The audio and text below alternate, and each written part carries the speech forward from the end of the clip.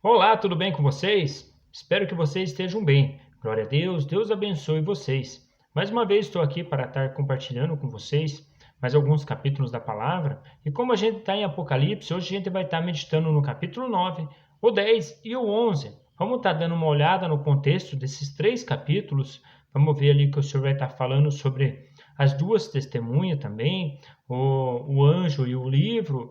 Enfim, vamos estar dando uma olhada também o quinto anjo, quando toca a trombeta. Vamos ver esse contexto geral desses três capítulos. Então vamos lá. Senhor nosso Deus, nosso Pai, te pedimos, Senhor, mais uma vez que o Senhor venha estar nos orientando com a tua palavra, em nome de Jesus. Amém.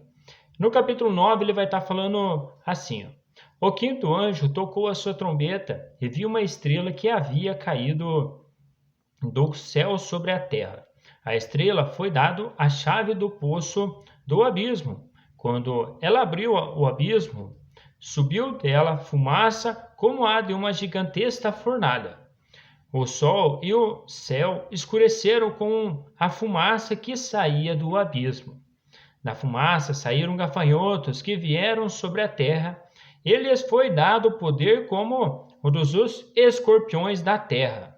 Eles receberam ordens para não causar dano nem à relva da terra, nem a qualquer planta ou árvore, mas apenas aqueles que não tinham o selo de Deus na testa.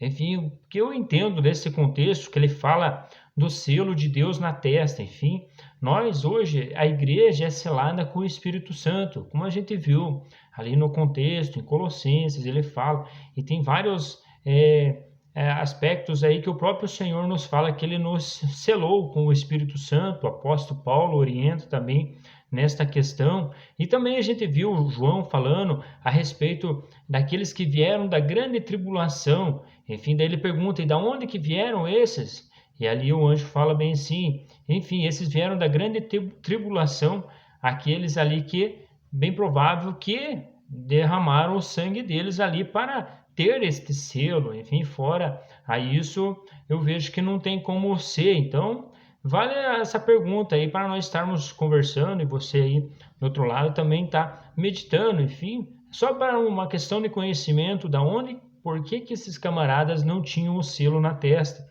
Porque vale lembrar também que é bem provável que a igreja já tinha subido, né? Se nós conversarmos a respeito disso, e também ficaram aqui essas pessoas que não eram nascidas de novo, enfim, não tinham um selo.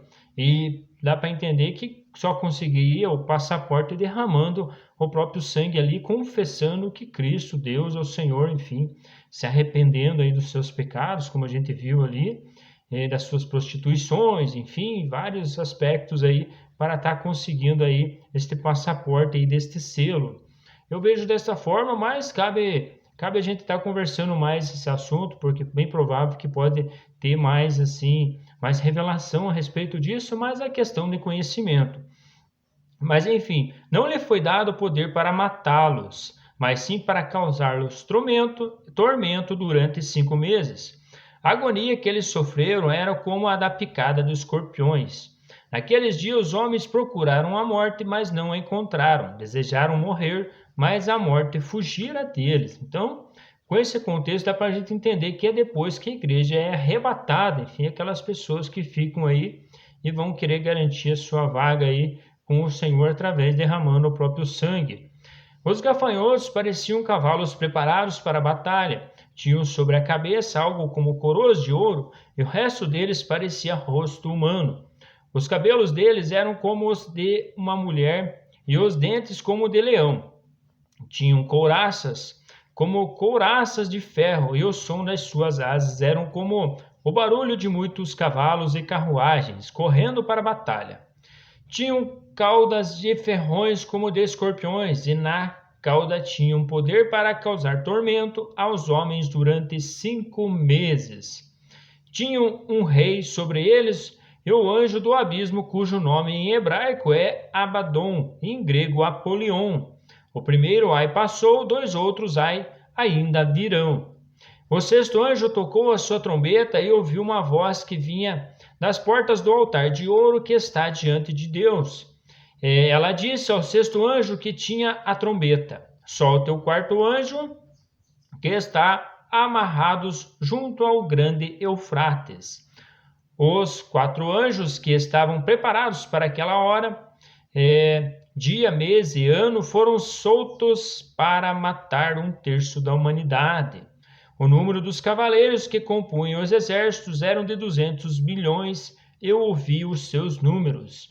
Vale lembrar que o próprio Judas, enfim, como a gente leu ali no penúltimo capítulo da palavra, penúltimo livro, enfim, da Bíblia, ele fala dos anjos que foram guardados ali, que não obedeceram ali as suas moradas, enfim, onde que eles estavam, não acolheram, e o Senhor guardou eles para o grande juízo. Enfim, dá para entender que é bem provável que seja eles, mas fica aí uma ilustração de quem cabe falar melhor a respeito desse assunto. Eu vejo que bem provável pode ser esses camaradas que eles colocou ali em prisão para esse grande dia aí.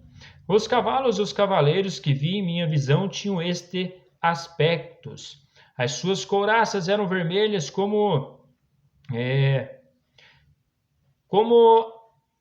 o fogo, azuis como o jacinto e amarelo como o enxofre. A cabeça dos cavalos parecia a cabeça de um leão, e a da boca lançava um fogo, fumaça e enxofre. 1/3 da humanidade foi morto pelas 3 pragas de fogo, fumaça e enxofre que saíam da boca dos cavalos. O poder dos cavalos estava na boca e na cauda, pois a cauda deles era como cobra, como a cabeça feriam as pessoas. Por isso que muitas pessoas falam que essa é a tribulação e falam que a igreja provavelmente não passará por ela. Bem provável que a igreja aqui já não está mais, enfim. Mas o anticristo, bem provável que a igreja vai estar vendo ele se assentando num trono, enfim, como a gente viu lá em Tessalonicenses, segundo a Tessalonicenses, ele dá um contexto ali falando a respeito da vinda do iníquo. Enfim, aqui a gente já vê que é um contexto final, dá para entender que a igreja já está com o Senhor, e aqui resta mais essas pessoas aí, o Senhor está centelhando um juízo contra eles, e os que ali restam ser selados, como a gente viu nos contextos anteriores, né, que o próprio João fala, que não supriu aquele número ainda. Então, até suprir aquele número, pessoas ainda iam estar sendo seladas, mas derramando o próprio sangue aqui nesta terra. O restante da humanidade que não morreu por essas pragas, nem assim se arrependeu das obras das suas mãos, eles não pararam de adorar os demônios e os ídolos de ouro, prata, bronze, pedra e madeira, ídolos que não podem ver, nem ouvir, nem andar. Enfim, bem provável que essas pessoas que não se arrependeram dessas coisas aí que eu acabei de ler ali, acabaram adorando os demônios, enfim, não se arrependeram de suas obras más. Porque eu vejo assim que todos nós, como pisamos aqui nessa terra, já o fato de pisar aqui, nós se tornamos maus. E vale lembrar que é só em Cristo que nós fazemos parte do bem. E todos têm que nascer de novo para que não se fiquem aí adorando demônios, enfim, adorando só a Deus através do Espírito.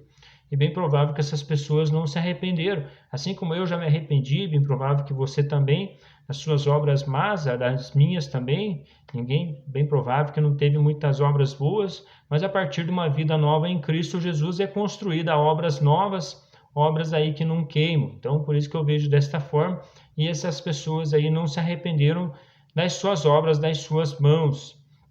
Mas, enfim, também não se arrependeram dos seus assassinatos, das suas feitiçarias, das suas imoralidades sexuais e dos seus roubos. Essas pessoas que não se arrependeram, bem provável que não foram as que foram seladas. No capítulo 10, então vi outro anjo poderoso que descia dos céus. Ele estava envolto numa nuvem e havia um arco-íris acima de sua cabeça. Sua face era como o sol e as suas pernas eram como coluna de fogo. Ele segurava um livrinho que estava aberto em sua mão. Colocou o pé direito sobre o mar e o pé esquerdo sobre a terra e deu um alto brado como um rugido de leão. Quando ele bradou, os 7 trovões falaram.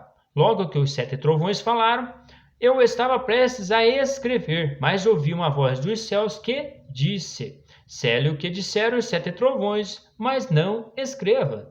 Enfim, bem provável que o próprio João viu ali o que eles disseram, selou e não escreveu para nós. Enfim, tem coisas ocultas aí que é só pertence a Deus. Então o anjo que eu tinha visto em pé sobre o mar e sobre a terra levantou a mão direita para o céu e jurou por aquele que vive para todo o sempre, que criou os céus e tudo que nele há, a terra e tudo que nele há, e o mar e tudo que nele há, dizendo: não haverá mais demora, mas nos dias em que o sétimo anjo estiver para tocar a sua trombeta, vai cumprir-se o mistério de Deus, como ele o anunciou aos seus servos, os profetas. Depois falou comigo mais uma vez a voz que tinha ouvido falar dos céus. Vá, pegue o livro aberto que está na mão do anjo que se encontra em pé sobre o mar e sobre a terra. Assim me aproximei do anjo e lhe pedi que me desse o livrinho. Ele me disse: pegue-o, coma-o. Ele será amargo em seu estômago, mas em sua boca será doce como mel. Peguei o livrinho da mão e do anjo eu comi. Ele me pareceu doce como mel em minha boca, mas ao comê-lo senti o meu estômago ficou amargo. Então me foi dito: é preciso que você profetize de novo acerca de muitos povos, nações, línguas e reis. Vale lembrar que o próprio Ezequiel também passou por uma situação dessa também. Ele também comeu lá um pergaminho que o Senhor deu para ele, que fala do mesmo contexto desse livrinho, que no começo ali foi doce como mel, mas no final ali ele era amargo, enfim. No capítulo 11, as duas testemunhas. Ele vai estar falando agora de duas testemunhas. Vamos prestar bem atenção de quem que ele está falando. Dá para nós entender que um é Elias e o outro é Moisés. Fala bem assim: deram-me um caniço semelhante a uma vara de medir e me disseram: vai, meça o templo de Deus e o altar e conte os adoradores que lá estiverem. Exclua, porém, o pátio exterior, não o meça, pois ele foi dado aos gentios. Eles pisarão a cidade santa durante 42 meses. Darei poder às minhas duas testemunhas, e elas profetizarão durante 1260 dias, vestidas de pano de saco. Estas são as duas oliveiras e os dois candelabros que permanecem diante do Senhor da terra. Se alguém quiser causar-lhe dano, da boca dele sairá fogo que devorará os seus inimigos.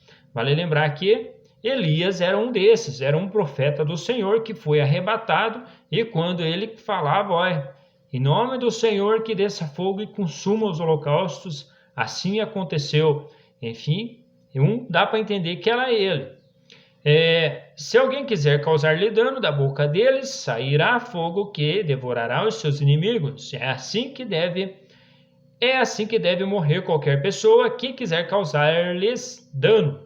Estes homens têm poder para fechar o céu. O próprio Elias, de fato, fechou 3 anos e meio, de modo que não chova durante o tempo em que estiverem profetizando, e tem poder para transformar a água em sangue e ferir a terra com toda sorte de pragas quantas vezes desejar. Enfim, Moisés era um que também lá no rio Nilo, ele com a vara feriu a água e a água se transformou em sangue, e também aquelas pragas que afetaram o Egito.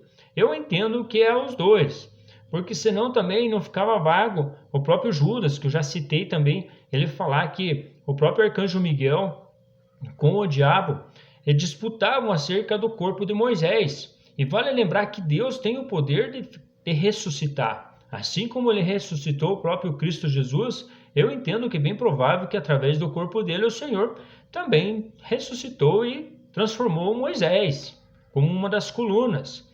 E também o próprio Elias, que foi arrebatado também numa carruagem de fogo. Tem o Enoque também, que foi no início ali, o 7º homem a estar vindo depois de Adão, que o Senhor também arrebatou para ele. Mas nesse contexto eu entendo que é os dois. Vale a gente também meditar se é isso ou não é, mas o Senhor quem sabe, mas vale a pena a gente também estar buscando um pouquinho de conhecimento para dar a entender aí quem que é essas duas figuras. Dá para entender que é os dois, mas cabe mais ilustrações também que as pessoas ilustram, mas pelo contexto e pela palavra dá para dizer que é os dois. Quando eles tiverem terminado o seu testemunho, a besta que vem do abismo o atacará e irá vencê-los e matá-los. Os seus cadáveres ficarão expostos na rua principal da grande cidade, que figuramente é chamada Sodoma e Egito, onde também foi crucificado o seu Senhor.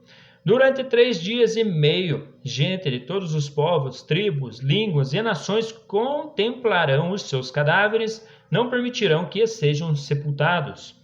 Os habitantes da terra se alegrarão por causa deles, e festejarão enviando presentes uns aos outros, pois esses dois profetas haviam atormentado os habitantes na terra. Enfim, eles tinham atormentado os que não criam no Senhor, não criam em Deus, faziam coisas horríveis. A própria Jezabel ali, enfim, aqueles que adoravam Baal, enfim, ele aterrorizava ali, descia fogo do céu mesmo com aquele povo ali. O próprio Moisés também era um homem aí muito temente ao Senhor, que também eles não conseguiam resisti-lo. Mas depois dos 3 dias e meio, entrou neles um sopro de vida da parte de Deus, e eles ficaram em pé, e um grande terror tomou conta daqueles que ouviram. Então eles ouviram uma forte voz dos céus que lhe disse: subam para cá. E eles subiram para os céus numa nuvem, enquanto os seus inimigos olhavam. Naquela mesma hora houve um forte terremoto e 1/10 da cidade ruiu. 7.000 pessoas foram mortas no terremoto. Os sobreviventes ficaram aterrorizados e deram glória a Deus dos céus. O segundo ai passou, o terceiro ai virá em breve. A 7ª trombeta tocou a sua trombeta, e houve fortes vozes nos céus que diziam: o reino do mundo se tornou do nosso Senhor e do seu Cristo, e ele reinará para todo o sempre. Os 24 anciões que estavam assentados em seus tronos diante de Deus prostraram-se sobre seus rostos e adoraram a Deus, dizendo: graças te damos, Senhor Deus Todo-Poderoso, que és que eras, porque assumistes o teu grande poder e começastes a reinar. As nações se irão e chegou a sua iraram e chegou a tua ira. Chegou o tempo de julgares os mortos e de recompensar os teus servos, os profetas, os teus santos e os que temem o teu nome, tanto pequenos como grandes, e de destruir os que destroem a terra. Então foi aberto o santuário de Deus nos céus, e ali foi visto a arca da sua aliança. Houve relâmpagos, vozes, trovões e um terremoto e um grande temporal de granizo. Enfim, tá aí um contexto aí que nós acabamos de ler, bom para a gente estar meditando e vendo aí que o Senhor é maravilhoso. E você, pessoas que creem no Senhor, no nosso Deus, não vai passar por essas tribulações aí que eu vejo aí, como a gente viu ali, de a morte ter sumido, enfim, esses detalhes aí eu vejo que o Senhor vai estar nos guardando, igual ele fala ali para Filadélfia, aquela igreja ali, fraternal, amor fraternal que se compara ali, ele livra daquelas tribulações. Enfim, ficamos nessa, então, que o Senhor venha estar nos guardando, nos dando a sua graça. Um grande abraço, fiquem com Deus e até as próximas leituras. Até mais!